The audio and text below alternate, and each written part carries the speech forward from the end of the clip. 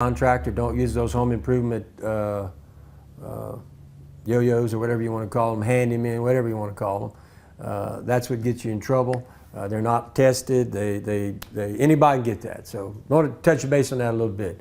Also, today we want to talk about treated lumber. Why should I use treated lumber? Several reasons. In Louisiana, we have one of the largest Formosan termite infestations in the United States of America.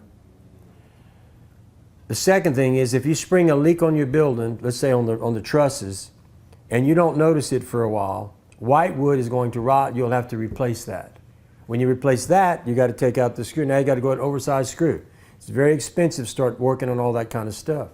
But rot, fungal decay, and termite protection comes from using all treated lumber. Now, we use all ground treated lumber, and we also use all kill dried lumber. Unlike my competitors who are going to try to sell you white wood and going to try to sell you wet treated lumber, that is not what we do. We're big proponents of treated lumber, dry killed, and all ground treated lumber in the whole building. When I say the whole building, for instance, some of these guys, what they do is everything's treated except the trusses. That's not 100% treated building. Formosa termites fly. They'll go up into the rafters, eat the rafters too. They don't care. So be careful with some of these guys. But they're going to try to tell, oh, I do the same thing as Mallett. No, they don't. And if you can tell from some of these pictures, these are all white wooded trusses. These are all white wooded buildings. Okay? So make sure that the truss is 100% treated. And as usual, and that's what I have on my chart that I send to you. If you get a quote from me, I'm going to send this to you. And one of the things in here is the truss is 100% treated.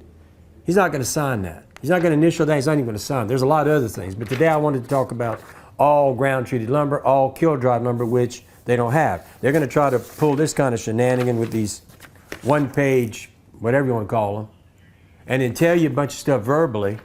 And when the trouble hits, you have no recourse because it's all your word against his words. He said, she said. So be very careful of that.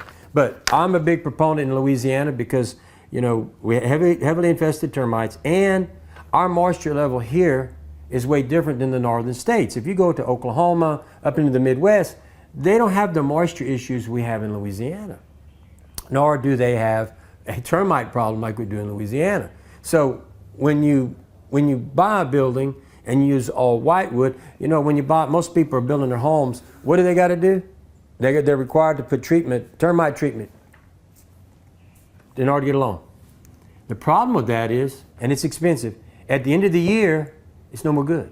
You got to pay them again. And you got to pay them again. And you're going to pay them again. You're going to pay them again for the rest of your life with a white wooded building. So why go there? Go with an all treated building, and you're going to have a lifetime warranty against termites from the manufacturer, also against rot and fungal decay. Okay? So it was good talking to you all this morning. I'll be back this afternoon at 4 o'clock. If you have any questions, give us a call at 337-515-2154, which is my personal cell phone number, or call the office, 337-214-0428. And be careful of those handymen. They're trying to take your money, and they're not experienced enough to build a building.